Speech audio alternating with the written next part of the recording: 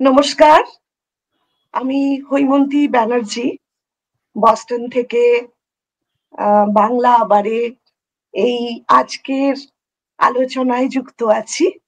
আমাদের সামনে সঙ্গে রয়েছেন শিক্ষাবিদ শর্মিলা সেনগুপ্ত এবং বাংলা আবার আপনারা অনেকেই জানেন যে একটি সংস্থা যেটি বাংলার গৌরব, বাংলার ঐতিহ্য, বাংলার ইতিহাসকে সামনে নিয়ে আসার প্রচেষ্টায় রয়েছে বেশ কয়েক বছর ধরে। আর আপনারা নিশ্চয়ই প্রত্যেক সপ্তাহের বাংলা আবারের বিভিন্ন আলোচনা আপনারা দেখেন এবং আপনাদের ফিডব্যাক আমাদের অত্যন্ত গুরুত্বপূর্ণ। আপনারা এটা নিশ্চয়ই করবেন এবং ভবিষ্যতেও আমাদের সাথে থাকবেন আজকের মতোই। আপনাদের সকলকে, সকল দর্শককে এবং শ্রোতাকে আমাদের অনেক অনেক ধন্যবাদ। আজকের আলোচনা প্রথমেই জানাই যে আমাদের একজন শিক্ষাবিদ যিনি আমাদের সাথে আজকে রয়েছেন, তার সম্বন্ধে আগে আমরা একটু জেনে নিই, তারপর আজকে আমরা আমাদের আলোচনায় যাব।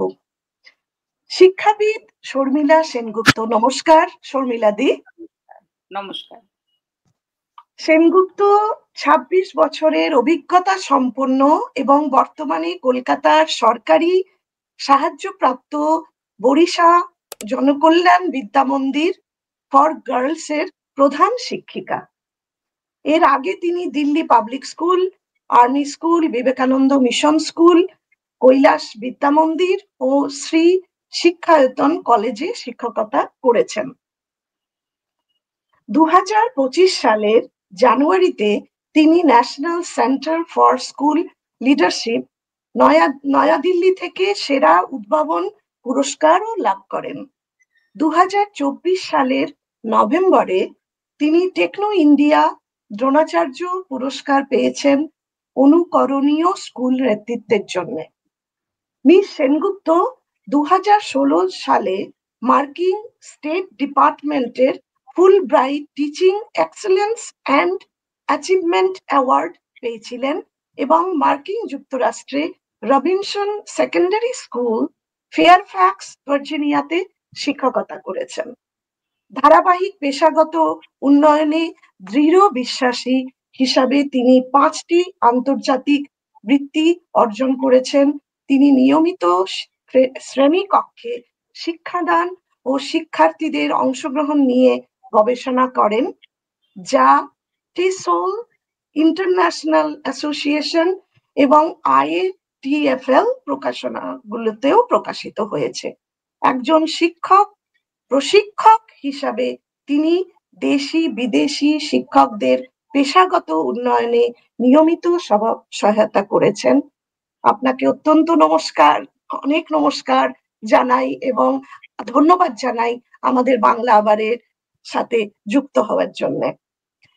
তো প্রথমেই একটা প্রশ্ন শর্মিলা দি আমার মনের মধ্যে আসছে।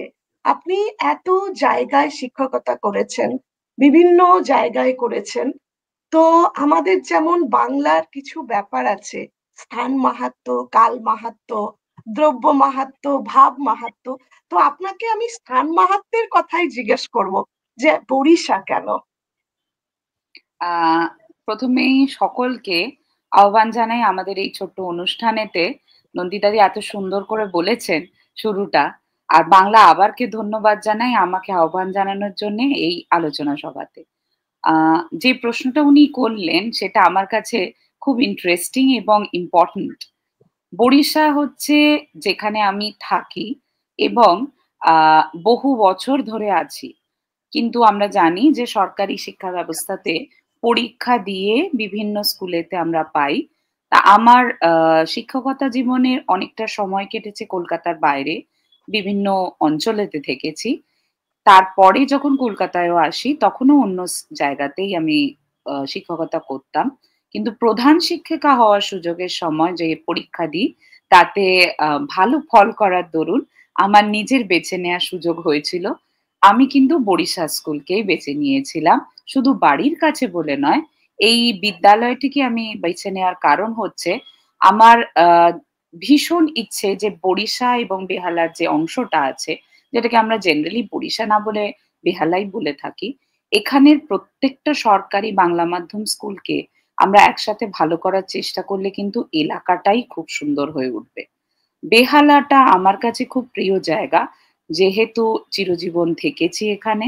কিন্তু আমার ধারণা যে এইখানের বিদ্যালয়গুলোর মধ্যে যদি আমরা একই ধরনের কাজ করতে পারি, যে কাজ ছাত্রছাত্রীদের এবং গার্ডিয়ানদেরকে উপকৃত হবে তারা, তাহলে এলাকার সবকটা স্কুলই কিন্তু ভালো হবে।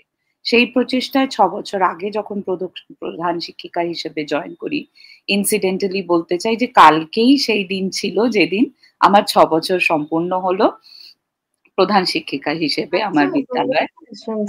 Thank you so much, thank you. তো এই ৬ বছরে কিন্তু আশেপাশের সব স্কুলকে নিয়ে এটা একটা নজিরই গড়া যেতে পেরেছে। আমার পুরো টিম যারা আমার স্কুলেতে আছে, তারা মিলেই আমরা এই কাজটা করেছি যে কাছে নিয়ে এসেছি বেহালা স্কুলগুলোকে। এখন বিভিন্ন জিনিস প্রোগ্রাম কিন্তু আমরা একত্রে করি, একসাথে করি। যার দরুন যেটা হয়েছে, আমাদের কাছে যে বাচ্চারা আসে এই স্কুলগুলোতে, তাদের কিন্তু বোঝা মানে টা দরকার যে বেহালাতে কিন্তু খুব ভালো একখানা গভর্নমেন্ট স্কুল সেটআপ সিস্টেম আছে। এবং সেই জিনিসটা আমরা ৬ বছর ধরে চেষ্টা করি, কিন্তু একটা জায়গায় এসেছি যেখানে সবাই জানে যে আমাদের বিদ্যালয়ে খুব ভালো, ভালো অনুষ্ঠান হবে এবং সেটা আমন্ত্রণ পেলেই তারা যাতে আসে, উপকৃত নিশ্চয়ই হবে। ছাত্রছাত্রীরা এবং শিক্ষক-শিক্ষিকারা, তার সাথে, সাথে গার্ডিয়ানরাও। যেরকম ছোট্ট একটা জিনিস বলি, ২৯ আর ৩০ তারিখ কলকাতা জেলাতে আমাদের বিভিন্ন স্কুলের মধ্যে মাত্র ৬টি স্কুলেতে ন্যাশনাল বুক ট্রাস্টের বই মেলা হচ্ছে। তার আচ্ছা, পুরো বেহালা এবং দক্ষিণ কলকাতার অংশের মধ্যে আমাদের বিদ্যালয়তে এই মেলাটা হচ্ছে, যেখানে আমন্ত্রিত থাকবে সব এলাকার যত ছোট, ছোট বাচ্চারা আছে এবং তাদের শিক্ষক-শিক্ষিকারা, যাতে তারা এই মেলাটাতে আসতে পারে। তো এটা আমাদের বিদ্যালয়ে হবে। আশেপাশের সব যত স্কুল আছে তার সকল ছাত্রছাত্রীরা আসতে পারবে। বাহ! খুব এটা আমাদের সুন্দর। latest উদ্যোগ। খুব ভালো। তো আপনার আ এই স্থান মাহাত্ম্যের ব্যাপারটা, যে বরিশাকে সমৃদ্ধ করা, যেখানে আ স্কুলের উন্নতি মানে ছোট, ছোট ছেলেমেয়েদের উন্নতি, তাদের শিক্ষা, আসল হুম, শিক্ষা, সেই যে একটা মনোভাব নিয়ে আপনি বরিশাতে এসেছেন। বরিশা এমনিতেও একটা খুবই সমৃদ্ধ জায়গা, বহু পুরনো জায়গা। বহু পুরনো একটা জায়গা। ঐতিহ্য আছে, এটার ইতিহাসও অবশ্যই। জড়িয়ে আছে। হ্যাঁ, তো ছোট্ট করে যদি ওই ইতিহাসের কথা বলেন তাহলে খুব ভালো হয়। আর আপনার প্রেরণাটা, মানে শিক্ষকতা করার যে আপনি প্রেরণা কোথা থেকে এলো আপনার? আচ্ছা। আ ১ম বলি, ১ম অংশ যেটা বলেছেন বরিশার ঐতিহ্য। আ আমরা জানি সুতানুটি গড়ে উঠলো কলকাতাতে। তার মধ্যে একটা বড় অংশ আমরা গল্পের মাধ্যমে যেটা পেয়েছি সেটা হচ্ছে সাবর্ণ রায়চৌধুরীদের বংশ কিন্তু এটাতে সাহায্য করেছিল কলকাতাকে বড় হয়ে ওঠা। এবার এই আ উনাদের যে আম জমিদারি, সেইটার অংশ কিন্তু এখনো বেহালাতে বিদ্যমান এবং সেটা যদিও অনেক বৃহৎ আকার নিয়েছে এবং ৩ টে ফ্যামিলিতে ডিস্ট্রিবিউটেড হয়েছে। কিন্তু বেহালাতে এখনো তাদের যে একটা প্রতিপত্তি এবং সেইখান থেকে যা শুরু হয়েছিল, সেটা কিন্তু বেহালের এই শখের বাজারের অংশটাতে গেলে তাদের যে বাড়ি, তাদের যে ঠাকুর দালান, তাদের যে পুকুর ঘাট, এগুলো দেখলেই বোঝা যায় যে এগুলো ৩০০-৪০০ বছরেরও বেশি পুরনো। এবং অনেকটা সময় জুড়ে তারা যে ছিলেন এখানে, বেহালা আস্তে, আস্তে কিন্তু গড়ে উঠেছিল এই অঞ্চল থেকেই। বরিশার এই অংশটাতে গড়ে উঠেছিল। বরিশা এবং বেহালার অ্যাকচুয়ালি তফাৎ খুব বেশি নেই। দুটো অংশ, যেটা হচ্ছে একটা রাস্তা রাজা রামমোহন রায়ের রোডের একটা দিক হচ্ছে বেহালা, সেটা কলকাতা ৩৪ তার পিনকোড। আর অন্য পার্টটা থেকে শুরু হয় বরিশা, যেটার পিনকোড হচ্ছে কলকাতা ৮। কিন্তু আমরা যারা বেহালাবাসী তারা জানি যে এই অঞ্চলটাকে শুরু হয়েছে কিন্তু সাবর্ণ রায়চৌধুরীদের বাড়ি থেকেই। সেখান থেকে ১ম শুরু হয় যে এলাকাটা বৃদ্ধি পেতে শুরু করে। এবং ওনাদের যে পুজোটি সেটা বহু প্রাচীন, 400 বছরের পুরনো পুজো। সেই পুজো এখনো ঠাকুরদালানে যেখানে হয়, সেখানে বেহালাবাসীরা যারা পুরাতন মানুষ এখানকার, তারা কিন্তু দেখতে যান। আমাদের ফ্যামিলিও যাই আমরা দেখতে। কারণ একটা ওই পুরনোর প্রতি টান আছে।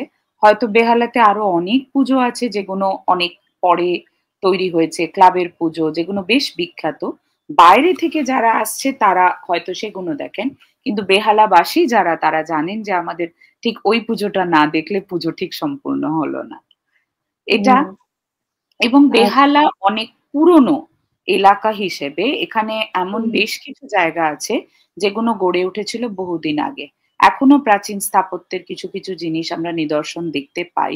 মন্দির আছে কিছু, যেরকম দ্বাদশ মন্দির, যেটা শখের বাজারে চণ্ডী মেলা হয়, সেই চণ্ডী মেলার এলাকাতে যে দ্বাদশ মন্দির আছে সেটি বহু পুরনো এবং বহুদিন ধরেই এখানে প্রচলিত ঠাকুর প্রতিষ্ঠিত এবং সেখানে এখনো পুজো হয়। আর চণ্ডী মেলা যেটার কথা বললাম সেটা হচ্ছে বেহালার বড়িশা অঞ্চলের বিখ্যাত মেলা, যেটা কিন্তু বহুদিন চলে আসছে, বহু যুগ ধরে চলে আসছে। সেখানে মা পূজিত হন 9 দিন ধরে এবং তার সাথে সাথে যুক্ত একটা বিশাল এলাকা জুড়ে মেলা চলে। এটা ডিসেম্বর মাসেতে হয় এবং বেহালাবাসীর কাছে তো খুব প্রিয় মেলা। তাছাড়াও বাইরে থেকে প্রচুর লোকে আসে এই মেলার টানেতে। সেই পুরনো একটা দিনের গ্রামের মেলা, সেটা কিন্তু শহরের বুকে আমরা পাই এই বরিশার এই চণ্ডী মেলাতে প্রতি বাহ! বছর। খুব সুন্দর করে বললেন শর্মিলাদি। আর আমি যদি এই সময় যাই, আমি নিশ্চয়ই এই মেলা অ্যাটেন্ড করব। নিশ্চয়ই। আমার দেখার মতো আমার খুব মেলা। ভালো লাগবে। আপনারা যখনই আসুন এই সময়টাতে, ধরুন যেরকম আমরা শান্তিনিকেতনের ওখানকার পৌষ মেলার কথা জানি, এটা কিন্তু হ্যাঁ, চণ্ডী মেলাটা এই এলাকাতে এত বছর ধরে হচ্ছে এবং সেটা খুব ঐতিহ্যবাহী এবং সেই চড়কের মেলার মতো বিভিন্ন রকম, যেটা গ্রামে গেলে ঠিক দেখা যায়, সেই হ্যাঁ, মেলার হ্যাঁ, ফিলটা কিন্তু এখানে আছে। ধরে হ্যাঁ। রাখার চেষ্টা করা হয়েছে। খুব ওইটা একটা সুন্দর। খুব ভালো একটা মানে স্মৃতি ফিরে আসবে। আমি আমার নিশ্চয়ই। দাদুর সাথে বালুরঘাটে চড়ক হুম, মেলায় গেছি। তো সেই স্মৃতিটা আরো ফিরে আসবে। এবার আসছি আপনার প্রেরণার দ্বিতীয়, দিকটা হ্যাঁ। জানতে। হ্যাঁ, আপনার প্রশ্নের ২য় অংশটাতে আ বোধহয় খুব অল্প বয়স থেকেই আমার ইচ্ছে ছিল যে আমি শিক্ষিকা হব। পড়াতে আমার ভীষণ ভালো লাগতো। আ এবং এলাকার ছোট, ছোট ছেলেমেয়েরা আমার কাছে খুব কম বয়স থেকেই পড়তে আসতো। পড়াতে গিয়ে যেটা ফিল করতাম, এই নিজের পড়াটা যেন আরো বেশি ভালো হয়ে যায়, নিজের বোঝাটা অনেক বেশি হয়ে যায় যদি অন্য কাউকে জিনিসটা বলি। তাই শিক্ষকতার প্রতি একটা আকর্ষণ ছোটবেলা থেকে ছিল এবং সময়ের সাথে সাথে নিজে বুঝতে পারি যে অন্য কোনো প্রফেশনে যাওয়ার থেকে আমি শিক্ষিকাই হতে চাই এবং সেইটাকেই ধরে নিয়ে আমি কিন্তু এগোই এবং নিজের পড়াশোনার দিকটাকে সেদিকেই চ্যানেলাইজ করি এবং বিভিন্ন মাধ্যমে পড়িয়েছি। তাই জন্যে সেটা প্রাইভেট ইংলিশ মিডিয়াম স্কুলই হোক আর আমাদের বাংলা সরকারি মাধ্যম স্কুলই হোক না কেন, আর এখন যেখানে আমি আছি সেটাতে বোথ বাংলা অ্যান্ড ইংরেজি দুটো মাধ্যমই চলে। তো শিক্ষার প্রতি আমার একটা মানে আনুগত্য আছেই। তার সাথে সাথে আমার মনে হয় ছোটদের পড়ানোর আনন্দটাই আলাদা। যখন ক্লাসরুমেতে তাদের চোখটা চিকচিক করে উঠে, যখন রিয়ালাইজেশন হয় যে একটা নতুন জিনিস বুঝেছি, সেই যে আনন্দ শিক্ষকের বোঝার, উপলব্ধি করার যে আরেকটা ছোট বাচ্চাকে কিছু শেখাতে পেরেছি, এই আনন্দটা কিন্তু অপূর্ব। খুব ভালো লাগলো শুনে। কেননা আমি আপনার সাথে ঠিক আম যোগাযোগ করতে পারছি মনের দিক থেকেও, প্রফেশনের দিক থেকেও। কেননা আমি দেশে শিক্ষকতা করেছি। আর এখানেও এদেশেও আমি ৯ বছর পড়িয়েছি। আমার প্রফেশনাল আ আইটি, আমি বস্টন চিলড্রেন্স হসপিটালে আছি। হুম, কোয়ালিটি আর সেফটিতে একজন এক্সপার্ট। কিন্তু এখানেও আমি পড়িয়েছি। তার জন্য আমি বুঝতে পারছি আপনার প্রেরণা কতজনকে প্রেরণা দিচ্ছে। তো আপনি কি এখন আ ক্লাস নেন? আপনি এখনো আ হুম। পড়ান? এবং কোন আমার সাবজেক্টটা পড়ান? অ্যাডমিনিস্ট্রেটিভ অংশ হচ্ছে স্কুল হেড হওয়া। ভারতবর্ষের যেকোনো স্কুলের ক্ষেত্রেই সেটা। আরো বেশি করে যদি সরকারি স্কুল হয়, সেখানে অ্যাডমিনিস্ট্রেশন এর অংশটাই বিশাল হয়ে যায়। কিন্তু তার সাথে সাথে আমরা প্রত্যেক প্রধান শিক্ষিকা এবং শিক্ষক আমরা ক্লাসও নিই, কিন্তু ক্লাস নেওয়ার অংশটা কমে যায়। ধরুন আগে যদি যতগুলো পিরিয়ড আমরা নিতাম তার থেকে অনেক অংশ কমে যায়। আমি নিজস্ব যেটা বিশ্বাস করি যে আমার কানেকশনটা প্রতিটা ক্লাসে থাকা উচিত। তাই মোটামুটি ক্লাস 5 থেকে 12-এ কিছু না হলেও কিছুটা সময় যাতে ওদের সাথে কাটাতে পারি। সাবজেক্টের জন্যে বলতে পারি যে আমি ইংলিশ আর জিওগ্রাফিটাই প্রাইমারিলি পড়াই, এই দুটো। আচ্ছা। কিন্তু সাবজেক্টের বাইরে গিয়ে বলবো খেলাধুলোটাও আমার সাবজেক্ট, গানটাও আমার সাবজেক্ট। এগুলো সবই যেন মনে হয় যেটা বাচ্চার প্রয়োজন সেটাই আমাদের প্রত্যেক শিক্ষিকার সাবজেক্ট। কিন্তু সাবজেক্ট হিসেবে এই দুটোকেই আমি বিদ্যালয়ে পড়িয়ে থাকি এবং পড়িয়ে এসেছি এত বছর। তাই এগুলোই আমার বেশি প্রিয় সাবজেক্ট। আচ্ছা। তো আপনি পশ্চিমবঙ্গের যে বর্তমান শিক্ষা ব্যবস্থা সেটাকে আপনি কিভাবে বর্ণনা করবেন? দেখুন শিক্ষা ব্যবস্থার বেশ কটা দিক আছে আমাদের দেশের ক্ষেত্রেও তাই। একটা প্রাইভেট শিক্ষা ব্যবস্থা, একটা সরকারি শিক্ষা ব্যবস্থা। প্রাইভেটের মধ্যে আজকে আমরা যদি নাও যাই, সেই শিক্ষা ব্যবস্থাটাতে কিন্তু আমি এটুকু বলতে পারি, আমি যেহেতু বেশ কিছু প্রাইভেট স্কুলসে বহুদিন পড়িয়েছি, সেই শিক্ষা ব্যবস্থাটা কিন্তু খুব অল্প পরিসরের মধ্যে থাকে। যেরকম যদি ধরে নেয়া যায় যে কোনো আইসিএসসি, সিবিএসসি বা ইন্টারন্যাশনাল ব্যাকালরিয়েট যে বোর্ডস গুলো আমাদের চলে ভারতবর্ষে, এই ৩ টে হচ্ছে প্রধান প্রাইভেটের মধ্যে। সো এই গুলোতে কিন্তু কলকাতা বা পশ্চিমবাংলাতে বাচ্চারা যার নাম্বার অফ স্টুডেন্টস যদি বলেন, পার্সেন্টেজ অফ স্টুডেন্টস পড়ে অনেক কম। যেকোনো রাজ্যের ক্ষেত্রে কিন্তু ভার্নাকুলার মিডিয়াম যেটা কিন্তু স্টেট বোর্ড, সেই স্টেট বোর্ডেতে বাচ্চারা পড়ে অনেক বেশি। নাম্বার অফ স্টুডেন্টস অনেক বেশি। কারণ এদের পরিধি অনেকটা বেশি এবং অবশ্যই নাম্বার অফ স্টুডেন্টস যারা প্রাইভেটে যাবে তাদের তুলনায় সরকারি স্কুলেতে আসবে অনেক, অনেক বেশি। এবার সরকারি স্কুলেতে আমি যে লাস্ট বহু বছর শিক্ষকতা করছি এটার বিষয়ে বলবো, স্টেট টু স্টেট যে খুব ডিফার করে তা নয়। কারণ ন্যাশনাল কিছু পলিসি থাকে যেগুলো ইমপ্লিমেন্টেবল থাকে সব জায়গাতেই। আমাদের স্টেটের ক্ষেত্রে পশ্চিম বাংলার ক্ষেত্রে খুব রোবাস্ট একটা সিস্টেম এডুকেশন। মানে আমার মতে এখানে এডুকেশনের যে অ্যাসপেক্ট গুলো আমরা পাচ্ছি সেগুলো বাচ্চাদের এখনকার পূর্ণাঙ্গ হোলিস্টিক ডেভেলপমেন্টের জন্য প্রয়োজন যা তা কিন্তু পাচ্ছি। এবার তার মধ্যে বলি এডুকেশনের মধ্যে একাডেমিক্স একটা বিশাল অংশ, একাডেমিক্স এর সাথে কো কারিকুলার একটা বিশাল অংশ। দুটোই কিন্তু আমাদের বিদ্যালয়গুলোতে খুব সুন্দরভাবে সুষ্ঠুভাবে থাকে, তার ব্যবস্থাপনাও করা থাকে। এবং আজকে যে বেনিফিশিয়ারি মানে স্কুলেতে স্টুডেন্ট হচ্ছে একটি বেনিফিশিয়ারি, তার ডেভেলপমেন্টের জন্য যা যা প্রয়োজনীয় সেগুলোও কিন্তু গভর্নমেন্টের তরফ থেকে খুব সুন্দরভাবে প্রোভাইডেড থাকে। কিন্তু এখানে এখানে বুঝতে হবে ডেফিনেটলি যে যখনই কোনো কিছুর পরিসরটা বেড়ে যায়, স্টেট বোর্ডস এর আওতায় তো যদি স্কুল ধরি, পশ্চিমবাংলায় প্রায় 13,000 স্কুল আছে যারা স্টেট বোর্ডেতে, এবং সেটা আমি বলছি হায়ার স্কুল, তার মানে হাই স্কুলের ক্ষেত্রে। সেখানে আমরা দেখব যে অবশ্যই প্রত্যন্ত গ্রামাঞ্চল যেখানে, সেখানে হয়তো সবকটা সুযোগ সুবিধা পাবে না। এমনও গ্রাম আছে যেখানে স্কুলেতে কম্পিউটার আছে কিন্তু ইন্টারনেটটাই গ্রামেতে পাওয়া যায় না, মানে সিগন্যালটা পাওয়া যায় না। হুম, স্কুলে হুম। কিন্তু প্রভিশনটা দেয়া হয়েছে যে কম্পিউটার ফেসিলিটি আছে, সেখানে ওয়াইফাই মোডেম সবই দেয়া হয়েছে, রাউটার দেয়া হয়েছে। কিন্তু যদি সিগন্যাল না আসে গ্রামেতে এখনো, তাহলে বাচ্চাগুলো ডিপ্রাইভড হচ্ছে এইটা থেকে। এটা কিন্তু হয়। হুম, চেষ্টা হুম। কোনো ত্রুটি নেই আমি বলব। কিন্তু এরকম কিছু লোকেশনাল, স্প্যাশিয়াল এই প্রবলেমস গুলো কিন্তু অনেক ক্ষেত্রেই থাকে। আমার বিদ্যালয়টি যেরকম একেবারেই স্কুলটি হচ্ছে শহরাঞ্চলে, আরবান স্কুল সেটিং এর মধ্যে। এবার আরবান স্কুল সেটিং এর মধ্যে কিন্তু গভর্নমেন্টের প্রভিশনস যা থাকে সবই আমরা পাই, প্রত্যেকটাই আমরা পাই। কিন্তু চাকরি করতে গিয়ে যেটা বুঝেছি বা দেখেছি যে আমরা যেহেতু কেটার করছি under privileged, under resourced section of the সোসাইটিকে, তাদের মধ্যে এখনো বুঝতে হবে যে অনেকেই বাচ্চারা আসে এমনকি শহরাঞ্চলে শুধুমাত্র তাদের একটা ভালো মিড ডে মিল পাবে বলে।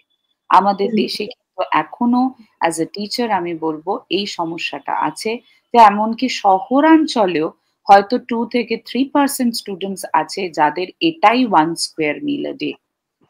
এটা কিন্তু is a fact, it's is a reality for our country. So এই স্কুলের প্রভিশনটা, স্কুল থেকে যে খাওয়ানোর প্রভিশনটা, এটা অত্যন্ত জরুরি বলে আমার মনে হয়েছে।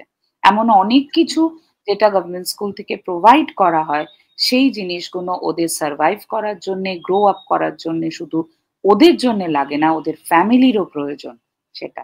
অ্যান্ড সেই ফেসিলিটিটা কিন্তু স্কুল দেয়। এটা রিয়ালিটি।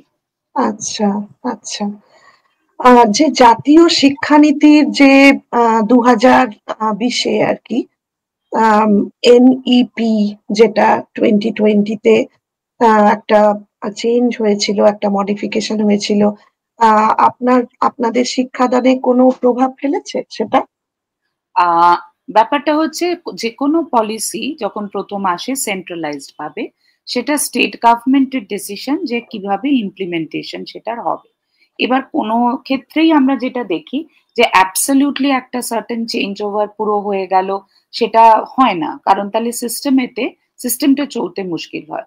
ফেজেসে হয়, ফেজেসে সেটা আমরা দেখি যে এটা প্রথমে হয়তো কাজ করা শুরু করলো, তারপরে অন্যটা করা শুরু করলো। ওয়েস্ট বেঙ্গলের ক্ষেত্রে আমরা স্টেট এডুকেশন পলিসি ফ্রেমওয়ার্ক যখন করি, based on the national education policy framework, এই কাজটিতে আমি এসসিআরটিতে ছিলাম। সেই কাজটির বিষয়ে আমি বলতে পারি যে এগুলো phase by phase implementable ideas. কিন্তু কমপ্লিটলি যদি বলা হয় যে আমরা এখন এনইপি ফলো করে কমপ্লিটলি কাজ করছি, সেটা কিন্তু এখনো পসিবল হয়ে ওঠেনি বেশিরভাগ স্টেটের ক্ষেত্রে। এটা বাই ফেজেস। হয়তো কোনো একটি গভর্নমেন্টের তরফ থেকে বলা যেতে পারে যে আমরা কমপ্লিটলি অ্যাকসেপ্ট করে নিয়েছি, বাট কাজের বেলা আমি গ্রাসরুট লেভেলের কথাটাই বলবো। গ্রাসরুট লেভেলে এটা ফেজেসেই ইমপ্লিমেন্টেবল, কিন্তু হ্যাঁ, আস্তে আস্তে সেটা হতে থাকে কোনো না কোনো জায়গাতে। এইটা আমরা এখন যেটা ফলো করি আমাদের স্কুলেতে, সেটা হচ্ছে কমপ্লিটলি ওয়েস্ট বেঙ্গল গভর্নমেন্টের যে স্টেট পলিসিস এর আওতায় আমাদের সিলেবাস কমিটি বা আমাদের কোনো রকম কমিটির তরফ থেকে যা পলিসি গাইডলাইন্স থাকে, সেই আওতাতেই পড়ানো হয়। আর এটার বিভিন্ন বোর্ডস থাকে, যেরকম প্রাইমারি বোর্ডের ডিসিশন মেকার্স থাকে। আমার স্কুল যেহেতু হাই স্কুল, সেহেতু হাই স্কুলের আওতায় যে বোর্ড আছে, West Bengal board of secondary education, তাদের যা ডিসিপ্লিন, তাদের যা পলিসিস আমরা সেটা ফলো করি। আর 11-12 এর ক্ষেত্রে West Bengal council of higher secondary education, তাদের যা পলিসিস এবং গাইডলাইন্স আছে, সেইগুলো আমরা ফলো করে চলি। তো ডিপেন্ডিং অন স্কুলটা কি টাইপ, প্রাইমারি না সেকেন্ডারি অ্যান্ড হায়ার সেকেন্ডারি, তখন গাইডলাইন্স গুলো এই পার্টিকুলার বোর্ডস গুলো বা কাউন্সিল গুলোকে ফলো করে ডিটারমিন করা। আচ্ছা, তো স্কুলের যে যারা স্টুডেন্টস, তাদের কথা এখানে বলছি। মানে প্রাইভেট স্কুলেও আপনি দেখেছেন, প্রাইভেট স্কুলেও কাজ করেছেন, আহ বাংলার এই সরকারি স্কুলে এখন কাজ করছেন, যে কতটা গ্যাপ দেখছেন? মানে ফেসিলিটিস এর দিক থেকে তো আছেই, সেটা আমরা জানি, কিন্তু স্ট্যান্ডার্ড এর দিক থেকেও আপনাকে, মানে ইন জেনারেল আমি এই কোয়েশ্চেনটা করছি, যে কেমন গ্যাপ দেখছেন আমাদের সরকারি স্কুলের ছেলেমেয়েরা বাইরে গিয়ে কম্পিট করা হাই স্কুলের পর, যেটা আরেকটা জিনিস যেটা হচ্ছে ভোকেশনাল ট্রেনিং, যেটা খুবই ইম্পর্টেন্ট। মানে থিওরি জানার সাথে সাথে সেগুলো প্র্যাকটিক্যাল যে ইমপ্লিমেন্টেশন, সেটা খুব দরকার, এবং সেটা একেবারে ভারতবর্ষের সমস্ত জায়গায় উন্নতি তো আছেই। সেইখানে কি দেখছেন আপনি ওয়েস্ট বেঙ্গল সরকারি স্কুলগুলোয়? আচ্ছা, প্রথমে বলি যে কম্পিটিশনের ব্যাপারটা কি, excelling in their subject or in their field, এটাতে বলি যে ডেফিনেটলি প্রাইভেট স্কুলস এর ক্ষেত্রে তাদের একটা ফ্যামিলি দিক থেকে যে ফিনান্সিয়াল সাপোর্টটা আছে, সেটা সরকারি স্কুলেতে আমরা এক্সপেক্ট করতে পারি না ফ্রম দ্য ফ্যামিলিজ। এটা ট্রু। ফিনান্সিয়াল সাপোর্ট থাকলে যে রিসোর্সেস গুলো অ্যাভেলেবল হয়, সেই রিসোর্সেস অ্যাভেলেবল থাকে না এই বাচ্চাদের কাছে। আচ্ছা, নেক্সট আমি বলি যে ধরুন স্কুলের ক্ষেত্রেও যা ফিনান্সিয়ালি সাউন্ড হবে একটা private school, because of course দের হাই ফি স্ট্রাকচার, সেটা কখনোই গভর্নমেন্ট স্কুলের পক্ষে সম্ভব নয়। কিন্তু এখানে ডিফারেন্সটা কোথায় বুঝতে হবে? ডিফারেন্সটা হচ্ছে we are catering to larger number, এটা একটা ফ্যাক্ট। যেরকম সেরকম মনে রাখতে হবে গভর্নমেন্টের প্রভিশনস থাকে অনেক কিছু স্টুডেন্টদের জন্য। একটা ছোট্ট জিনিস বলি, যেরকম ওয়েস্ট বেঙ্গল গভর্নমেন্টের একটা খুব ভালো স্কিম যেটা বেশ ক বছর আগে থেকে চলছে, সেটা হচ্ছে স্টুডেন্টস ক্রেডিট কার্ড বলে একটি স্কিম আছে, যেটার আওতায় ধরুন স্কুল লেভেলে তো খুব অল্প মাইনে থাকে, কলেজেতে যেই টেকনিক্যাল এডুকেশনের দিকে যেতে চাইছে বাচ্চারা, কি কোনো অন্য জায়গায় কোনো ভোকেশনাল ট্রেনিং এর জন্য কোর্স করতে চাইছে, সেটার একটা বিশাল ফিস থাকে। এই ফিসটা কিন্তু থ্রু স্টুডেন্টস ক্রেডিট কার্ডে লোন পেয়ে যাচ্ছে স্টুডেন্টরা। এই স্কিমটা আমার মনে হয় ওয়ান অফ দ্য রিজনস যে জন্যে আমার স্টুডেন্টরা এবং আমার পরিচিত অনেক বাচ্চারা উপকৃত হচ্ছে, কারণ they can dream of going for courses which they never dreamed of before. এটা একটা। যেরকম আমার এই বছরেরই ছাত্রী বিবিএ তে ভর্তি হয়েছে, যেখানে যে অ্যামাউন্ট অফ মানি দিয়ে ভর্তি হওয়া দরকার, ওর মার্কসটা ছিল রেকভিজিট, অ্যান্ড ও খুব ভালো স্টুডেন্ট, কিন্তু এই অপশনটা হয়তো আজ থেকে ওর 10 বছর আগে ছিল না, যখন স্টুডেন্ট ক্রেডিট কার্ডের লোনটা অ্যাভেলেবল ছিল না। তো এটা সরকারি নীতিতেই কিন্তু এসেছে। সেটা আমি বলবো এই পলিসির দিক থেকে, যে এই কার্ডটার জন্যে আজকে ও কিন্তু কলেজে ভর্তি হতে পেরেছে, সেই রকম কলেজে যেখানে কিন্তু ফাইনালি প্রাইভেট স্কুলের বাচ্চারাও এসেছে, গভর্নমেন্ট স্কুল থেকেও গেছে। সো একটা ফাইন্যান্সিয়াল কনস্ট্রেন্ট যেটার জন্য পড়াটা হয়তো বন্ধ হয়ে যেত এই দিকে, সেটা পসিবল হচ্ছে। এবার এই জিনিসটা সব রকম কলেজে ক্ষেত্রে তারা অপ্ট করতে পারছে স্টুডেন্টরা, যদি রেকভিজিট মার্কস থাকে, রেজাল্টস সেরকম থাকে। এটা একটা দিক যেটা has help students, has help guardians. আগে এসে গার্ডিয়ানরা বলতেন না, ও চাইলেও আমি ওখানে পড়াতে পারবো না, কারণ আমার কাছে এই টাকাটা নেই। কিন্তু এখন আমরাই বলে দিই যে আপনারা স্টুডেন্ট ক্রেডিট কার্ডের আওতায় লোনটা নিলে, তাহলে ও লোনের দিয়ে পড়াশুনো করতে পারবে, অ্যান্ড তার যা স্কিম আছে সেই স্কিম অনুযায়ী she will repay it also. So option একটা তৈরি হয়েছে। এবার রিসোর্সেস এর দিক থেকে দেখতে গেলে, স্কুলেতে লিমিটেড রিসোর্সেস থাকলেও যেটা মেজর ব্যাপার সেটা হচ্ছে যে এই রিসোর্সেস গুলো কোনো অংশে কম নয় অন্য প্রাইভেট স্কুলের থেকে। ডিফারেন্স কোথায় হবে? হয়তো আমাদের প্রত্যেকটা ক্লাসরুমে স্মার্ট বোর্ড নেই, যেটা একটা প্রাইভেট স্কুলেতে থাকতে পারে, বাট আমি একটা অন্য জিনিস বলবো, we have smart teachers. Chalk and duster নিয়ে স্মার্ট টিচার কিন্তু অনেক কিছু করতে পারে। এই জিনিসটা আমাদের কাছে খুব ইম্পর্টেন্ট, আমার কাছে খুব ইম্পর্টেন্ট। সো আমি আমার শিক্ষিকাদের যে টিম আছে তাদের continuous development, professional development, upgradation, এই জিনিসগুলো দেখতে গিয়ে আমি কিন্তু তাদেরকে বোঝাই যে আমাদের দেশ চিরজীবন পরিচিত শিক্ষা ব্যবস্থার জন্য অত্যন্ত ভালো শিক্ষাবিদরা এখান থেকে, মানে মানুষ গড়ার তারা কারিগর তারা তৈরি করেছেন, চক ডাস্টার দিয়েই কিন্তু তৈরি করেছেন। আজ হঠাৎ করে টেকনিক্যালি এই জিনিসগুলো এসে গেলে আমরা এটা কখনোই ফিল করব না যে আমরা কোনোভাবে পিছিয়ে আছি। চক ডাস্টার দিয়ে এখনো তা করা যায়, যদি স্মার্টলি করা হয়। সেইটা হচ্ছে most important. It is not the gadget that matters, এটা আমার সবসময় মনে হয়।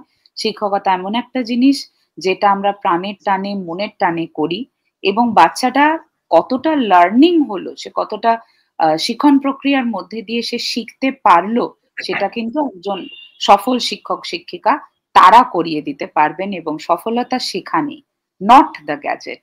আমি হাজার গ্যাজেট ক্লাসে এনে দিই, শিক্ষা কিন্তু সেখানে হবে না। এইটা আমার মনে হয়েছে। আর প্রভিশনস এখন বাচ্চারা পাচ্ছে কম্পিট করার। আরো যে জিনিসগুলো করা হচ্ছে, এক্সপোজার, এটাতে আমি ভীষণভাবে বিশ্বাসী। আমার স্কুলের বাচ্চাদের ক্ষেত্রে আমি চিরজীবন দেখেছি যে যতটা এক্সপোজার আমরা তাদেরকে দিতে পারবো, তাদেরকে বাইরের পৃথিবীতে নতুন নতুন জিনিস এক্সপিরিয়েন্স করাতে পারবো, তত তাদের মধ্যে প্রোগ্রেস আসবে। আমার বাচ্চারা এখন কম্পিট করে ইন্টারন্যাশনাল অলিম্পিয়াডসে, যেখানে তারা অত্যন্ত ভালো করে। সো এইগুলো প্রথম থেকে, যখন থেকে তারা বুঝেছে যে তাদের কম্পিটিশনের মধ্যে দিয়ে যেতে হবে, তখন কিন্তু অপরচুনিটি গুলো ওরা খুব ভালোভাবে নেয়। গার্ডিয়ানরাও বোঝেন যে এই জিনিসগুলো কতটা ইম্পর্টেন্ট। একটা সার্টেন প্রোগ্রামে গেলে যে কি ডিফারেন্স হয় সেটা কিন্তু বোঝা যায়। প্রোগ্রামগুলো করানো আর গাইডেন্সটা করানো আর সেটাকে ফ্যাসিলিটেট করানোটা হচ্ছে আমাদের কাজ। একটা রিসেন্ট প্রোগ্রাম বলি, যেটা ইনফ্যাক্ট কাল শেষ হয়েছে আমার স্কুলেতে। সেটা হচ্ছে আমি নিজে ফুলব্রাইট স্কলার। তো ইউএস এর ফুলব্রাইট কমিশনের সাথে কাজ থাকে করি। পশ্চিমবাংলা, ইস্টার্ন ইন্ডিয়া এর ফার্স্ট গভর্নমেন্ট স্কুল হিসেবে আমরা পরিচিত হলাম, যার আওতায় teachers for global classrooms, United states আমেরিকার একটা ফুলব্রাইট স্কলারশিপ, যার আওতায় টিচাররা ইন্ডিয়াতে আসেন বিভিন্ন স্কুলের এডুকেশনাল এনভায়রনমেন্ট দেখতে স্টেটেতে, এবং তারা স্কুলে পড়ানো তাদের ইউএস মেথোডোলজি। সো আমরা ইস্টার্ন ইন্ডিয়ার ফার্স্ট গভর্নমেন্ট হোক প্রাইভেট হোক ফার্স্ট স্কুল যারা এটা অ্যাচিভ করলাম। এটা আমাদের পক্ষেও স্কলারশিপ বেস ছিল। আমি প্রপোজাল লিখে পাঠিয়ে কম্পিট করে জিতে। So it was a long run process. আমাদের 3 জন শিক্ষিকা এসেছিলেন ইউএস থেকে, 3টে state, Utah, Orlando and Atlanta থেকে, ইউটা, কলোরাডো অ্যান্ড আটলান্টা থেকে, এবং তারা পড়িয়ে গেলেন আমাদের স্কুলেতে। এবং সেটা কালকে আমাদের আর কি ওনারা বিদায় নিলেন। সো এই কাজটাও আমাদের স্কুলে, এই যে এক্সপোজারটা হলো American teachers coming and teaching, এর আগে ব্রিটিশ টিচার এসছেন পড়িয়ে গেছেন, আরো অন্য দেশ থেকে নেদারল্যান্ড থেকে এসেছিলেন, এসে পড়িয়ে গেছেন ছাত্রছাত্রীদেরকে। এই এক্সপোজার কিন্তু বাচ্চাদের খুব দরকার, এবং সেই এক্সপোজারটা পেলে দে স্টার্ট ড্রিমিং, ওরা স্বপ্ন দেখে যে আমি আরো বড় হব, আরো ভালো কিছু করব, আরো বড় কিছু করব। আমাদের হচ্ছে এই কাজগুলো করে ওদেরকে স্বপ্ন দেখতে শেখানো। সেইটা যতটা হবে তত বেশি ওরা উন্নত হবে, তত বেশি এগিয়ে যাবে। খুব খুব সুন্দরভাবে এটা বলেছেন। আর এক্সচেঞ্জ প্রোগ্রাম তো অনেকই থাকে। এক্সচেঞ্জ প্রোগ্রামটা আরো যদি বাড়ে আমাদের বাংলায়, 13,000 স্কুলের কথা আপনি বলেছেন। তো এটা শুধু হাই স্কুলের কথা বলছি, শুধু হাই স্কুলের কথা 13,000। তো বাংলার এমন একটি জায়গা ওয়েস্ট বেঙ্গলেতে আমাদের মানে আনাচে কানাচে প্রতিটা গ্রামেতে কিন্তু আমাদের প্রাথমিক বিদ্যালয় তো আছেই, হাই স্কুলও আছে, তাই প্রচুর সংখ্যক। এছাড়াও এমএসকে মানে মাধ্যমিক শিক্ষা কেন্দ্র আছে, আপনার শিশু শিক্ষা কেন্দ্র আছে, আপনার বিভিন্ন পিওর সরকারি স্কুল আছে, এরকম বিভিন্ন কিছু আছে। তাই জন্য স্কুল নেই এটা কিন্তু ঠিক নয় কথা। স্কুল এত বেশি আছে যেটা কিন্তু অন্য রাজ্যে নেই। সত্যি কথাই ভারতের অন্য রাজ্যে নেই। কলকাতা এবং পশ্চিমবাংলার মধ্যে যা স্কুল আছে, কলকাতায় তো দেখতে গেলে যদি সরকারি স্কুল দেখেন, উত্তর কলকাতা দক্ষিণ কলকাতায় মানে একটা এলাকা বা অঞ্চলের মধ্যে বোধহয় 100 মিটার অন্তর আপনি একটা সরকারি স্কুল পেয়ে যাবেন, সেটা কিন্তু আছে। এত সমৃদ্ধ আমাদের বাংলা, যেখানে শিক্ষা ব্যবস্থা, শিক্ষা যে গুণগত শিক্ষা, শুধু পুঁথিগত শিক্ষা না, সেই শিক্ষার যে একটা চলে আসা ভাব, সেই রবীন্দ্রনাথের সেই কদমতলার নিচে বাচ্চাদের পড়িয়েছেন, ছেলে মেয়েদের পড়িয়েছেন, যে প্রকৃতির সাথে যোগাযোগের শিক্ষা। আমরা প্রকৃতির থেকে যত দূরে চলে যাব, সেইখানেই আমাদের শুরু হবে আমাদের মানসিক একটা অসুবিধা, শারীরিক একটা অসুবিধা, যেটা বাচ্চাদের মধ্যে খুবই দেখা যাচ্ছে। আজকালকার বাচ্চাদের মধ্যে মানে প্রতিযোগিতা এত বেড়ে গেছে, এত দিকে তাদের প্রতিযোগিতা, তার মধ্যে সেখানে হয়তো দেখা যাচ্ছে রিসোর্স নেই, ঠিক মতন রিসোর্স নেই, কি বাড়ি থেকে অত সাপোর্ট নেই, এইরকম ব্যাপার। দিনের পর দিন হয়তো তাদের চ্যালেঞ্জ, স্ট্রাগল, মানে স্কুলে যাওয়া এবং পড়াশোনা করা। তো সেই ক্ষেত্রে যে যোগাযোগের ব্যাপারটা, এক্সপোজারের ব্যাপারটা আপনি যেটা বললেন, ক্লাসের বাইরে গিয়ে দেখা, যে দুনিয়াটা দেখা, একটা অন্য চশমা পড়ে যে ক্লাসের বাইরের দুনিয়া দেখা। কেননা এটার একটা যে শিক্ষা, গুণগত শিক্ষা, সেটার কথাই তো রবীন্দ্রনাথ বলেছেন, যে পুঁথিগত শিক্ষা থেকে বেরিয়ে আমাদের অনেক রকমের যে বিদ্যা লাভের যে ব্যাপার, সেই জিনিসটা আমাদের অনেকেই করে দেখিয়ে গেছেন। তো সেই দিক থেকে দেখতে গেলে বাংলায় যে চ্যালেঞ্জটা হয়েছে যে এতজন শিক্ষক শিক্ষিকার যে চাকরি চলে গেল, তো স্টুডেন্টদের, আমি একটা স্টুডেন্ট হয়ে যেন ভাবছি যে অনেক তো চ্যালেঞ্জ রয়েছে, তার মধ্যে তাদের কষ্ট যে আমার যে শিক্ষক যিনি পড়াতেন আমাকে, যে শিক্ষিকা যিনি আমাকে পড়াতেন, তারা, তাদের চাকরি চলে গেল। তো তাদের সেই যে একটা মানসিক যন্ত্রণা, যেমন শিক্ষক শিক্ষিকাদের, সেরকম কিন্তু ছাত্রছাত্রীদের, সেটা আমরা কিন্তু অনেকটা ভুলে যাই। তো সেই দিক থেকে দেখতে গেলে এই যে মানসিক চাপ বিভিন্ন ধরনের, মানসিক স্বাস্থ্যের যে বিষয়গুলো, তারা কিভাবে মোকাবিলা করবে, কিভাবে আপনার মনে হয় সেই সেই দিকটাকে অ্যাটেনশন দেওয়া, আপনাদের স্কুলে কি করছেন? খুব গুরুত্বপূর্ণ একটা প্রশ্ন করেছেন। এটা শিক্ষিকা হিসেবে আমি বলি যে যত দিন যাচ্ছে, স্পেশালি আমরা যে প্যান্ডেমিকের মধ্যে দিয়ে গেলাম, তারপর থেকে মানসিক স্বাস্থ্য একটা খুব গুরুত্বপূর্ণ বিষয় হয়ে উঠেছে। আমরা রোজ বিদ্যালয়ে এমন বহু জিনিস দেখি যেটা কিন্তু হয়তো এই ২০ সালের আগে আমরা সত্যি দেখতাম না। আ উচ্ছল আনন্দে ছাত্রছাত্রীরা খেলছে, আনন্দ করছে বা পড়াশোনাতে বকা দিলেও সেটাকে ভালোভাবে নিয়ে এগিয়ে যাচ্ছে। এই জিনিসগুলো আমরা কিন্তু চিরজীবন দেখে আসছি আজ এত বছর দেখতে, দেখতে। কিন্তু হঠাৎ এই কোভিড প্যান্ডেমিকে বাড়িতে বন্দী হয়ে থাকা এবং তখন একটা ইন্টারনেটের জগৎ বলুন, একটা সোশ্যাল মিডিয়ার জগৎ বলুন, এটার বাইরে না বেরোনো, সেটার মধ্যেই আটকে থাকা এবং সেইটার মধ্যে দিয়ে যাওয়া, এইটা একটা প্রজন্মের ক্ষেত্রে যারা এই বয়সে, স্কুলের লেভেলের বয়সে, তাদের বোধহয় একটা চরম ক্ষতি হয়ে গেছে। আমরা শিক্ষক-শিক্ষিকারা হোক বা বড়রা পর্যন্ত আমরা বুঝি আমাদের স্ক্রিন অ্যাডিকশন হয়ে যাচ্ছে এবং আমরা স্ক্রিন অ্যাডিকশন থাকা বুঝেও তবুও still we are going on with it. আমরা আজকে বোধহয় ঘুম থেকে উঠি, দিয়ে আমরা আমাদের স্ক্রিনগুলোকে দেখি, মোবাইল ফোনগুলোকে, এবং ঘুমোতে যাওয়ার আগেও সেটা দেখি। বই পড়তাম যে জিনিসটা, সেটা হয়তো চলে যাচ্ছে এখানে। নিজের ক্ষেত্রেই বলবো, এখানে আমি ১ম এ নিজের একটুখানি ছোট্ট জিনিস উপলব্ধি বলি যে, মোবাইল ফোন অতটা গুরুত্বপূর্ণ ছিলই না আমার কাছে কোনোদিনই। আজও নয়। কারণ আমার বাড়িতে ঢুকলে মোবাইল ফোনটা যে কোথায় থাকে সেটাই। কারণ আমি সত্যি কথা বলছি, আ যে দেখতে, দেখতে যেটা হয়েছে যে সম্পূর্ণ অফিসটা কিন্তু মোবাইল ফোনে চলে এসেছে। এবং এই প্রত্যেকটা সময় সেটা থাকার দরুন মেন্টাল পিস যে প্রত্যেকটা মানুষের দরকার, আমারও প্রয়োজন, সেই জিনিসটা হারিয়ে যাচ্ছে কোথাও। এবার বাচ্চাদের ক্ষেত্রে আসি।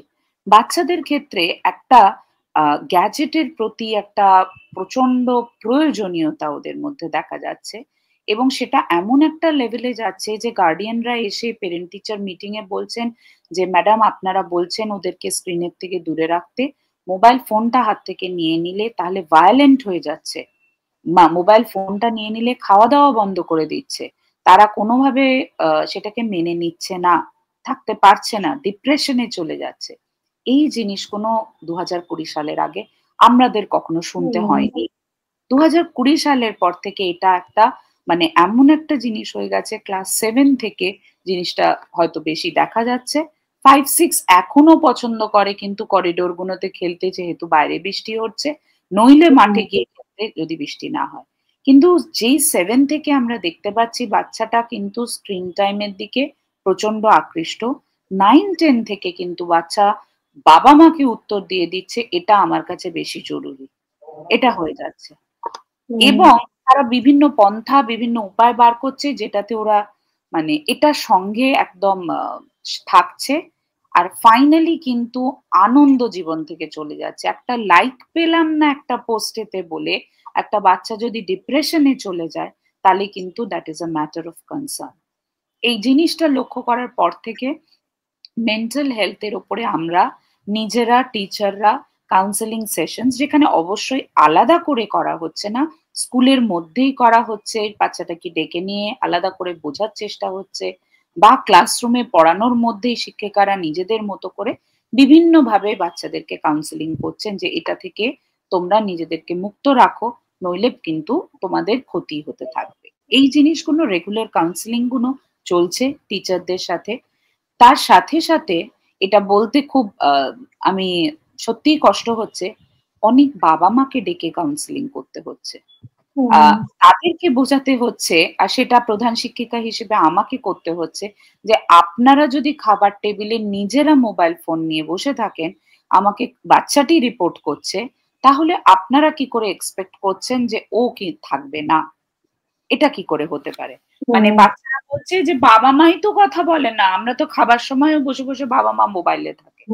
এবার সেখানে বাবা মাকে ডেকে সে কথাটা বলতে হচ্ছে। আমি প্রতিটা পেরেন্ট টিচার মিটিং এ গার্ডিয়ানদেরকে বলি যে আপনারা কতটা স্ক্রিন টাইম ও দেখতে পাচ্ছে। ও ঘুমিয়ে পড়লো, তারপরে আপনি স্ক্রিনে থাকলেন, ও দেখতে পাচ্ছে না।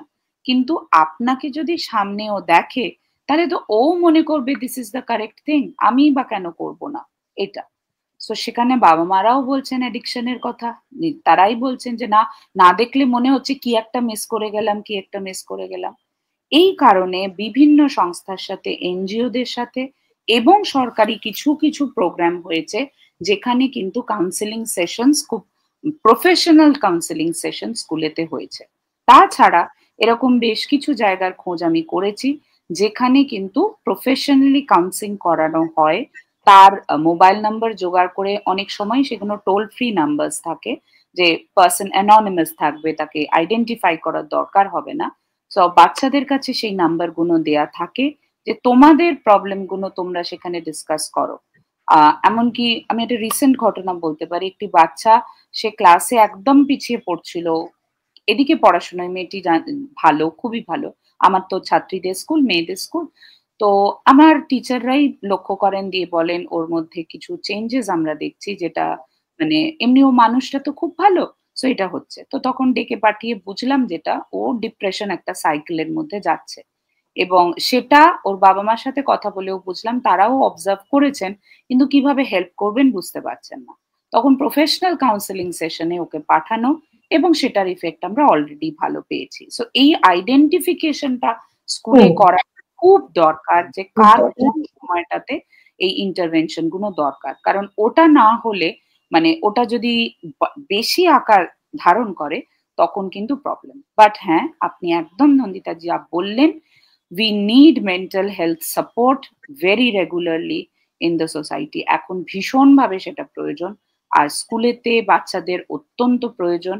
একটা সার্টেন বয়সের বাচ্চারা, যেরকম 7 থেকে 9-10, এরা না খুব একটা ওপেন আপ করতে চায় না। সেটা আমাদের কাছে, ধরুন আমরা সারাক্ষণ কাজ করছি বলে ততটা যতটা ওপেন আপ করে, বাবা মার কাছে আরোই করে না। তারা জানেনই না যে কি চলছে। তাই মেন্টাল হেলথটা একটা বড় ইস্যু, এবং এটাকে অ্যাড্রেস করা এই স্কুল গোয়িং চিলড্রেনদের মধ্যে ভীষণ দরকার। কলেজ গোয়িং এরও বটে, কিন্তু যেহেতু আমি on a regular basis college deal প্রথম করছি, থেকেই শুরু হওয়া ভালো না, ছোট থেকেই যখন কলেজ সমস্যাটা। পিয়ার কমিউনিটিটাতে ওরা অনেক ডিসকাস করে, যেটা কিন্তু স্কুলেতে পিয়ার্সদের মধ্যে কিন্তু এত, যখন মানে কোনো কিছু খুব ট্রাবলসাম, তখন কিন্তু বাচ্চারা করে না। তো সেটা টিচাররা আইডেন্টিফাই করেন খুব ভালো, যারা রেগুলারলি দেখছেন, সেই আইডেন্টিফিকেশন করলে তবে আমরা একটা সলিউশনের দিকে যেতে পারি। এইটা খুব ভালো বলেছেন। আপনার এই ব্যাপারটা এত জরুরি, আর এটা গ্রোয়িং কনসার্ন একটা, হচ্ছে সমস্ত জায়গাতেই, সব দেশেই হচ্ছে।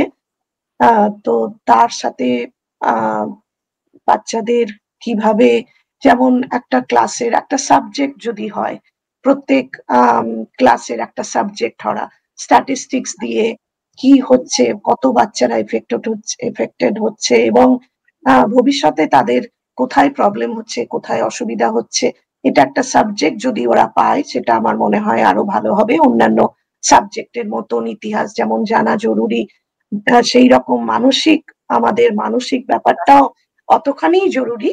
অভিভাবক এবং অভিভাবিকা যারা রয়েছেন, গার্ডিয়ান রয়েছেন, যারা এই প্রোগ্রাম দেখছেন, তাদেরকেও অনুরোধ করব, আপনারা বাচ্চাদের সাথে বন্ধুর মতন ব্যবহার করে তাদেরকে জানা, তাদের কি ভালো লাগছে, তাদের কি ভালো লাগছে না, মন কোথায় খারাপ লাগছে, সেইগুলো জানা খুব দরকার।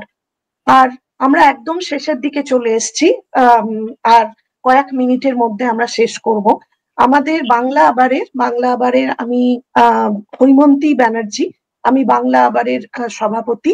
আমরা অনেক রকম চেষ্টা করছি বাংলার ঐতিহ্য, বাংলার ইতিহাস, বাংলার গৌরবকে জানানোর জন্য বাচ্চাদের, বিশেষ করে সেইখানে আমরা এই স্কুলের সাথে আমরা শ্যামলীদির সাথে যুক্ত হয়ে তার সেই স্কুলের বাচ্চাদের আমরা হেরিটেজ ট্যুরে নিয়ে গেছিলাম কয়েক মাস আগে। আমরা ভিক্টোরিয়া মেমোরিয়ালে বাচ্চাদের নিয়ে গেছিলাম, তারা খুব এনজয় করেছে এবং এনজয় করেছে। আপনার কাছে ওটাই একটু খুব শর্টে শুনবো, বাচ্চারা কেমন এনজয় করেছে এবং আপনার কি মনে হয় এরকম ধরনের প্রোগ্রাম কি আমাদের ভবিষ্যতের জন্যও করা উচিত? আমরা মিউজিয়াম অফ সায়েন্স মিউজিয়াম, যেটা আমাদের ন্যাশনাল মিউজিয়াম, হ্যাঁ কলকাতায় ন্যাশনাল মিউজিয়াম, ওখানেও আমরা বাচ্চাদের নিয়ে যাই বেশ কয়েক বছর ধরে। আমরা বিপ্লবীদের উপরেও নানান রকম তাদের আদি বাড়িতে গিয়েও আমরা প্রোগ্রাম করি। তো আপনার কাছে জানবো এই হেরিটেজ ট্যুরটা আপনার বাচ্চাদের, স্কুলের বাচ্চাদের কেমন লেগেছে এবং এরকম ধরনের প্রোগ্রাম কি আমরা আরো করব, আপনার কাছ থেকে জানবো সেটা। হৈমন্তী দি, এটা বলতে পারি বাচ্চারা এত আনন্দ সেদিন পেয়েছিল। আর সবচেয়ে যেটা ভালো লেগেছিল যে ওদের যখন নতুন করে জানা জায়গাটা বিষয়, ভিক্টোরিয়া মেমোরিয়াল বিষয়, যে নতুন নতুন তথ্যগুলো ওরা জানলো, একটা কুইজ হলো, কুইজের মধ্যে থেকে জানলো, এই যে উপলব্ধি, সেই জিনিসটা কিন্তু যে আমার শহরে এটা আছে এবং সেটার একটা ঐতিহ্য এত পুরনো, যেটা দেখতে এত টুরিস্টরা আসছে, এত বিদেশিরা আসছেন বা বাইরে থেকে লোকজন আসছেন, এবং সেটা যে আমাদের এতটা হাতের কাছে আছে, সেটা ওরা যখন জানতে পারলো, ওই যে আনন্দটা ওদের জানার, সেটা একটা দেখতে খুব ভালো লেগেছিল। দেখুন, আমরা বড়রা অনেক সময় যাই এবং আমরা অনেক তথ্যও জানি না, সেগুলোও কিন্তু এইখানে জানতে পেরেছিলাম। এত সুন্দর গাইডেড ট্যুর আমার বাংলার তরফ থেকে, আবার বাংলার তরফ থেকে করা হয়েছিল, যে বাংলা আবার তরফ থেকে করা হয়েছিল, যে সেটাতে আমার শিক্ষিকারা পর্যন্ত বললেন পরে যে এই অংশটা তো জানা ছিল না, ওটা তো জানা ছিল না, এটা জানলাম নতুন করে। নিজেদের শহরকে, নিজেদের শহরের কিছুকে আবার যেন নতুন করে দেখলাম, শিখলাম। আর আরো একটা ব্যাপার বলি, বাংলা আবারের তরফ থেকে একটা আমাদেরকে টিফিন প্রোভাইড করা হয়েছিল, একদম পিকনিকের আমেজে ভিক্টোরিয়ার মাঠে বসে যখন সেই পিকনিক সবাই মিলে করলাম, তখন যে কি আনন্দ হয়েছে কি বলবো। মানে এই পিকনিকটা তো মানে আমাদের চিন্তার মধ্যে ছিল না, আমরা জানতাম যে আমরা সবাই টিফিন খাবো, একটা খাবার খাবো, একসাথে বসে ওইরকম একটা সুন্দর পরিবেশে টিচাররা, বাচ্চারা সবাই মিলে আনন্দ করে গান টান গেয়ে, ওটা আমাদের সুন্দর একটা সেদিন একটা দিন কেটেছে। আর আরো বলি, আপনাদেরকে ধন্যবাদ, আপনারা আয়োজন করেছেন বলে ভিক্টোরিয়া মেমোরিয়াল তারপরে বাচ্চাদের জন্য যা যা প্রোগ্রামস করেছে, যেরকম কম্পিটিটিভ কিছু প্রোগ্রামসও করেছে, তারা আমাদেরকে বলেছে। সো আপনাদের ধন্যবাদ যে সেই কানেকশনটা আমাদের কিন্তু ওদের সাথে লং টার্মেই তৈরি হয়েছে। অনেক ধন্যবাদ। অনেক ধন্যবাদ আপনাকেও, আপনার বাচ্চার, আপনাদের স্কুলের সব ছাত্র ছাত্রীদের নিয়ে এরকম একটা যোগাযোগ স্থাপন করা, সেটা খুব ভালো লেগেছে, আমাদেরও খুব ভালো লেগেছে। এবং তারা, আমার যেটা খুব ভালো লেগেছে সেটা হচ্ছে, আমি একটু শেয়ার করতে চাই যে সেই সব বাচ্চারা সবাই ইন্টারভিউ দিয়েছে অনেকেই, এবং তাদের তাদের যে একটা স্পন্টেনিয়াস জয়, সেটা আমরা সবাই খুব অনুভব করলাম এবং আমাদের খুব ভালো লেগেছে। আপনাকে আজকে অনেক ধন্যবাদ। আমার যেটা আরেকটা মানে উদ্দেশ্য আছে, যে আমাদের ইতিহাসকে ঠিক মতন বলা হচ্ছে না, আমাদের ইতিহাসকে অনেক কিছু চেপে রাখা হয়েছে, অনেক কিছু ঠিক মতন জানানো হয়নি। তো আপনি এইদিকে অনেক কাজ করছেন, যেমন গ্র্যান্ড রাইটিং, অনেক কিছু করছেন, যেটা খুব ইমপ্রেসিভ। আপনার কাছে আমার আরেকটা অনুরোধ আছে, যে একটা ভালো কমিটি তৈরি করে সেন্ট্রাল গভর্নমেন্টকে লেখা, যে আমাদের ইতিহাস বইগুলোকে যেন রিভিউ করা হয় এবং ঠিক মতন ইতিহাসকে, যেটা সঠিক ইতিহাস, সেটা যেন বাচ্চাদের জানা। এটা আপনার কাছে আমার অনুরোধ আছে। তো আমি জানি এটা খুব ভালো লাগলো। আমার এখানে একটাই জিনিস বলার, ইতিহাস মানুষের মধ্যে থাকে, পলিসি এবং ধরুন পলিসি চেঞ্জেস এর সাথে সাথে এখন ওয়ার্ল্ড ওয়াইডই বোধহয় আমরা কিছু ইতিহাসের চেঞ্জ দেখতে থাকি। তার রিজনস গুলো, কারণগুলো, কোন দিকে কি ইমপ্লিকেশন সেটা আমরা বুঝি। বাট ক্লাসে যখন শিক্ষিকা যাচ্ছেন তিনি যেন সঠিক ইতিহাসটা পড়ান, গোয়িং বিয়ন্ড দ্য বুক, বাচ্চারা যেন সঠিক জিনিসটা শেখে, এই কাজটা কিন্তু আমাদের। তাই তাই জন্য যতই এআই আসুক বা যতই আমরা টেকনোলজি আর স্মার্ট বোর্ডস পাই না কেন, একজন শিক্ষিকাই কিন্তু সঠিক ইতিহাস বাচ্চাদেরকে সঠিকভাবে উপস্থাপনা করে যেন সেইটা পড়ান। এটা ভীষণ প্রয়োজন। তারা যেন সঠিক চিত্রটা পায়, সেইটা দরকার।